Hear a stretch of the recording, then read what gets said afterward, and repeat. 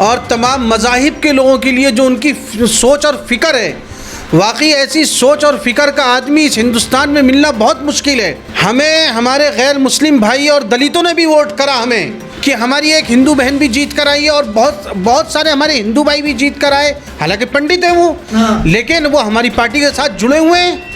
वो उनको पता है कि असदुद्दीन ओवैसी साहब के दिल के अंदर हिंदू, मुस्लिम, सिख, ईसाई, दलित, आदिवासी, हर तरह के लोग जिंदा हैं उनके दिलों के अंदर। और ओवैसी साहब का ही दबाव था कि 21 लोगों के ऊपर FIR हुई, वरना कांग्रेस मानने को तैयार नहीं। तन मन धन के साथ इंशाल्लाह राजस्थान में चुनाव लड़ेंगे और चुनाव फतह भी करेंगे इंशाल्लाह। मैं तो ऐसे MP को और अपने ऐसे रहबर को मैं तो सलाम करता हूँ और वाकई मैं तो दुआगो हूँ कि मुझको तो ऐसे ही रहबर चाहिए।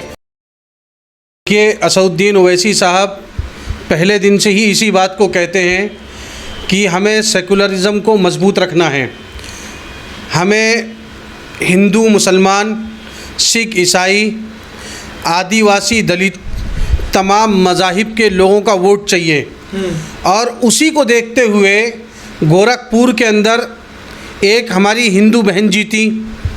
और देखिए कमाल की बात यह है कि हमारे शौकत साहब जो उत्तर प्रदेश के सदर हैं, उनकी ज़मीन पर इतनी मेहनत थी कि 7 दफ़ा के MLA इकबाल साहब और उसी सीट पर बर्क साहब और उसी सीट पर हम चेयरमैनी की सीट चुनाव जीत जाते हैं। सबसे पहले जनाब असदुद्दीन ओवैसी साहब का तहे दिल से शुक्रिया अदा करता हूँ कि उन्होंने दलितों के लिए और मुसलमानों के लिए और तमाम मज़ाहिब के लोगों के लिए जो उनकी सोच और फ़िक्र है, वाकई ऐसी सोच और फ़िक्र का आदमी इस हिंदुस्तान में मिलना बहुत मुश्किल है। और उन्हीं की सोच को आगे बढ़ाते हुए शौकत साहब जो उत्तर प्रदेश के सदर हैं AIMIM के, उन्होंने ज़मीन के ऊपर इतनी ज़बरदस्त मेहनत करी और अपने कार्यकर्ता को जितने भी पार्टी के कार्यकर्ता थे सबको ऐसा जोड़कर और बांध कर रखा कि यूपी के अंदर हम 85 सीट जीत गए और 5 सीट चेयरमैनी की जीत गए, जो कि बड़ी बड़ी पार्टियां नहीं जीत पाई। लोग कह रहे हैं बीजेपी को फ़ायदा पहुंचा रहे थे आप। मैं ये कहता हूँ अगर हम बीजेपी को फ़ायदा पहुंचाने की कोशिश कर रहे हैं तो मेरा तो उन लोगों से सवाल है, क्या मणिपुर में हमने चुनाव लड़ा है? क्या गोवा में हमने चुनाव नहीं लड़ा? वहाँ कैसे कांग्रेस नहीं आई? और बहुत सारे हिंदुस्तान के स्टेट है, उत्तराखंड है, उत्तर प्रदेश में भी जहाँ आप जीते वहाँ मुस्लिम तादाद है ना, इसीलिए मुसलमानों ने वोट किया। ऐसा नहीं है। हमें हमारे गैर मुस्लिम भाई और दलितों ने भी वोट करा हमें। और वोट की आप वो देखिए ना कि रेशो कितनी ज़्यादा है जो लोगों ने हमें दी कि हमारी एक हिंदू बहन भी जीत कर आई है और बहुत सारे हमारे हिंदू भाई भी जीत कर आए।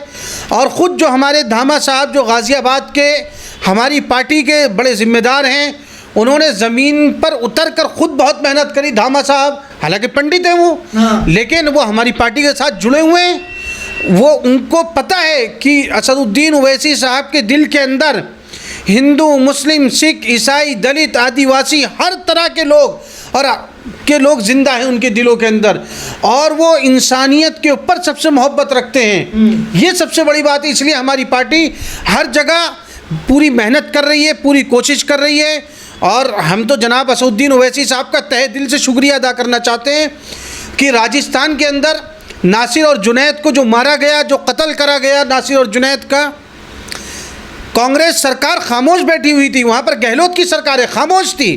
ओवैसी साहब जब नासिर और जुनैद के घर पर गए और उनके वालिद और वालिदा के उन लोगों के आंसू पोंछे, तो उसके बाद फिर वो कांग्रेस जो है दबाव में आई है हमारे।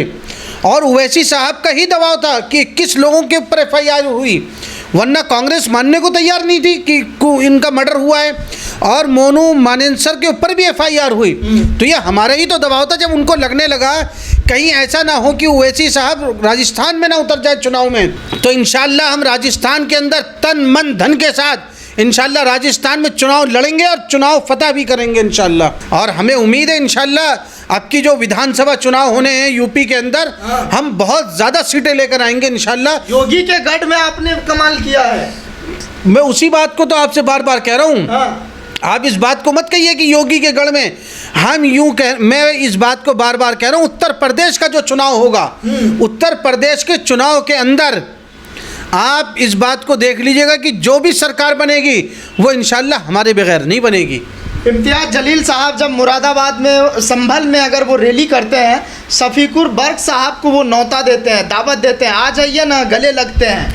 भाई इम्तियाज़ जलील साहब हमारी दिल्ली के प्रभारी हैं, हमारे सरपरस्त हैं, जो वो कहेंगे वो बिल्कुल सच और हक कहेंगे। क्योंकि मैंने देखा है औरंगाबाद के अंदर इम्तियाज़ जलील साहब से दलित इतनी मोहब्बत करता है। मैं तो ऐसे एमपी को और अपने ऐसे रहबर को मैं तो सलाम करता हूँ और वाकई मैं तो दुआगो हूँ कि मुझको तो ऐसे ही रहबर चाहिए और ऐसे ही इंसान चाहिए जो इंसान को इंसान समझे, चाहे वो हिंदू हो, मुस्लिम हो, सिख हो, ईसाई हो, मुझे उससे कोई मतलब नहीं। लेकिन इम्तियाज़ जलील जैसा शख्स मुझको इस मुल्क के अंदर हर लोकसभा सीट पर चाहिए, जो इंसान को इंसान समझे और इंसान की जो हमदर्दी है उसको अपने दिल के अंदर वो उतारता। मुसलमान चाहिए? नहीं, मैंने कब कहा मुसलमान चाहिए? हाँ। मैंने ये कहा इम्तियाज़ जलील जैसा आदमी चाहिए, हाँ। इंसान चाहिए। जैसी इम्तियाज़ जलील के दिल के अंदर इंसानों की हमदर्दी है, उसने इंसान को इंसान समझा। उसने ये नहीं देखा कि सामने वाले का धर्म क्या है, सामने वाले का मज़हब क्या है। वो तो जाकर मंदिर के अंदर बैठ गए। अगर वो धर्म देखते मंदिर में क्यों जाकर बैठते? और साहब मैं तो उसके ऊपर आपको एक बात और बता दूँ, मैं भी खुद पूना गया हुआ था। वहाँ के जो दलित लोग थे, दलित युवा मंच के लोग, उन लोगों ने इम्तियाज़ जलील साहब को बुलाया, हमारे एमपी साहब को, और उनको बहुत सराहा इस बात के ऊपर। मैं तो तहे दिल से इम्तियाज़ जलील साहब का और दलितों का वाकई में बहुत शुक्रगुजार हूँ कि उन लोगों ने ऐसे लीडर को चुना है औरंगाबाद में, और वहाँ के मुसलमानों के, वहाँ के सारे वोटर का शुक्रगुजार हूँ। ऐसे नेता को और ऐसे लीडर को चुना है जो इंसान को इंसान समझता है और मज़हब से ऊपर उठकर काम करता है। मुझे तो हिंदुस्तान की हर सीट के ऊपर ऐसे ही आदमी चाहिए।